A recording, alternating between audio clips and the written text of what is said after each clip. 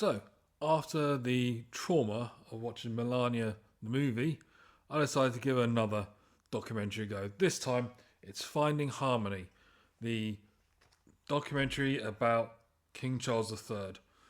So, what is this about?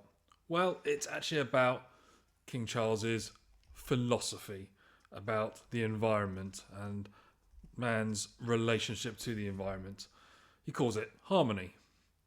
What is harmony? Well, from what I can gather from this documentary, it's just a vague concoction of other people's ideas that doesn't really add anything new to the information we already have. This is a 90-minute documentary that is essentially for passive bootlicking.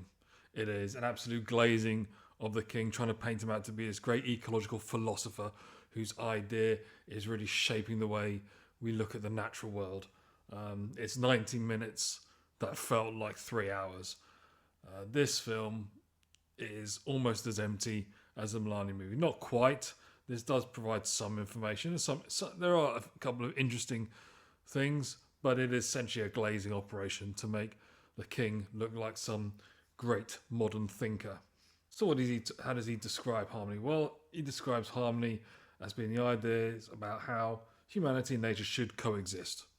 Great. Basically the ecological movement that's been going since the 1960s, 70s. Hey, even before that, probably there were people saying similar things. It's not a new idea in any way, shape, or form. Certainly, I've never heard it described as harmony, but so what? I've never heard King Charles talk about harmony in any of his speeches. This seems to have come out of nowhere. It's narrated by Kate Winslet. Great. So what? In this documentary, they say that King Charles has spent his life building harmony, and all I could think of was he didn't do a very good job of building harmony in his first marriage, did he? It talks about how he was originally dismissed as a bit of a crackpot for some of his views, especially with the whole talking to plants, saying that's followed him for decades, and but it's also described him as trying to be ahead of his time now. That's the thing, that he was way ahead of his time. Except it didn't mention his hypocrisy. This is a man who lives in palaces when he doesn't need to live in palaces. So automatically, just living at home, he's consuming far more energy than he ever needs to. Not to mention some of the lifestyle he leads.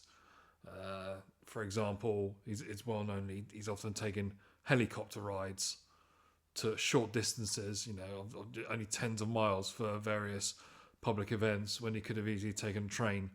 And people say, well, he's just too important for a train. I don't care. If he really cares about the environment, if he really cares about this harmony, he would actually live by those standards, and he would actually take the train or take the bus. But he doesn't. He often takes helicopters or gas guzzling cars. So there's a great deal of hypocrisy in his way of life. There was even a shot, archive shot of him when he was younger, cycling through London, like he was just a normal guy. Of course, he never really did that. That was never his normality in life at all. There is one section where it talks about the use of pesticides and how originally they were a good thing because they increased yields and they actually helped bring people out of hunger and food poverty, which I think is a great thing. But then, obviously, the other dangers were found about pesticides. Now, I'm not a scientist. I don't know science. I know that there's arguments about that. So, yeah, maybe he's correct about that. But they try and present it like he was one of the first people to come up with this, to figure this out. He wasn't. None of the things are in this film were ever his ideas or his thinking or his insights. It's just what he's seen other people do, and he's just regurgitating it, which is fine. As a campaigner, there's nothing wrong with that. If you believe in something that needs to change, then you don't have to, let's say, come up with your own ideas about what's wrong and what needs to be done. You can literally just say, I've seen what this person believes, what this person has said, and we need to do this, and campaign for that. But don't try and present to them as your ideas, like you're the insightful one. There are some good points about some things they've done. There's a whole bit about some stately home in the north of England, Dumfries House, which was heavily restored, and to restore that, they had to actually train young people in various different crafts, stonemasonry, carpentry, things like that. So it actually gave people, skills to do jobs. That's absolutely fantastic. Employed chefs as well to actually run the house as an operation. Absolutely fantastic. All I could think of was, how was this paid for? So if it was private funds from the king, well, where did he get the money from? The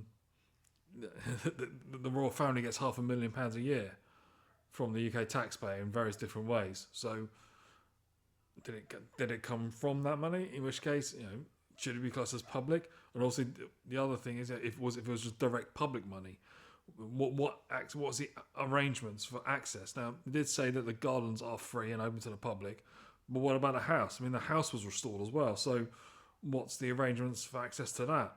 Didn't really say. At one point, he says, "We are a microcosm of a macrocosm." I just thought, wow, that's so clever. You really thought this through, haven't you? You've really, you've got some great ideas there. Macrocosm. It's just one of those lame pseudo-intellectual bits of nonsense, which is then followed by a section talking about. Well, I don't think they said the word. I can't remember. Basically, talking about sacred geometry, about how everything is connected. They show pictures of faces and the Vitruvian Man and the circles and the relationship between different features and also pictures of like the pyramids and the Sphinx and all that draw these circles around, and they all match. They all match, and even talk about the motion of Venus. And I just think it's all this stuff is just provably stupid, because you can actually find these kind of connections in all sorts of random things, and people have done that.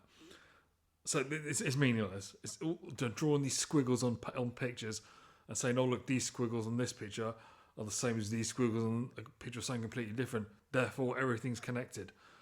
That doesn't mean anything, because you can find these connections in all sorts of random stuff. But obviously, then there's the phrase "everything is connected." Well, what does that mean? And if I dip my digested biscuit in tea and it doesn't break off before I can eat it, does that mean the Washington Commanders going to win the Super Bowl next year? Is that what it means? Is that mean everything's, because everything's connected? Then surely that's connected. What does everything's connected mean? It's another wishy-washy, limp, intellectual catchphrase that sounds like it says a lot, but it's actually saying absolutely nothing whatsoever. And then there's a whole section about architecture and about his hatred for some modern architecture, especially the brutalist style of architecture. And I just thought, who the hell does he think he is? Trying to dictate this stuff to people. See, years ago, Portsmouth, we had this building called the Tricorn Centre, which was one of those brutalist shopping centres. And it was a few times it had been voted as the ugliest building in Britain. And I personally hated it. But when it was demolished, there were lots of people at the initial demolition event protesting. And they weren't just hippie, arty-farty types. They were ordinary people, the diversity of ages, diversity of sort of clothing styles. They weren't, they were just ordinary people. And they did not want to see the Tricorn demolished, because it was a fundamental part of their lives, of their heritage, of their personal histories. They loved the Tricorn Centre. They wanted it to be fixed and restored and used properly, like it was back when I was a kid, and where it was a thriving building that had so much going on. So who the hell is the king to talk about the brutalism like this? There's a shot of him talking about the inhumane scale of the bull ring in Birmingham. Well, yeah, I guess they got rid of it in the end. But who was he to attack the architecture and use his position to try and change architectural policy and planning policy based on his personal hatred of a particular style that lots of people love? I personally don't love it, but a lot of other people do. And of course, they did show some clips of architects sort of criticising them for that as their way of being, oh yeah, we're fair and balanced in this documentary, but they weren't. This wasn't a discussion about the merits of his position. It was, this is his position. There you go. There was some other good stuff. There was stuff about some work in Afghanistan, about building a village in Guyana based on the principles of Dumfries House. Not sure what those principles actually were.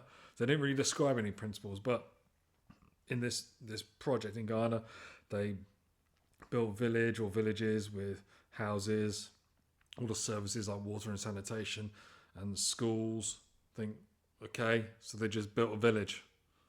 What's the principle behind that? You're just building a village, you're building housing for people, and obviously, you know, are those being funded? Are they being maintained? You can't just build something and then walk away and say, yeah, job done. They've got to be maintained. They've got to be funded. They've got to be used.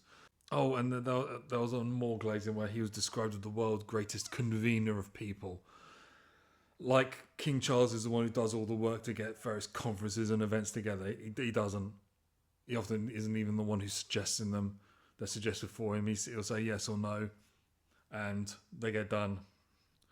And then sort of ends with him saying, "Oh, that humanity, we are a part of nature, not apart from nature."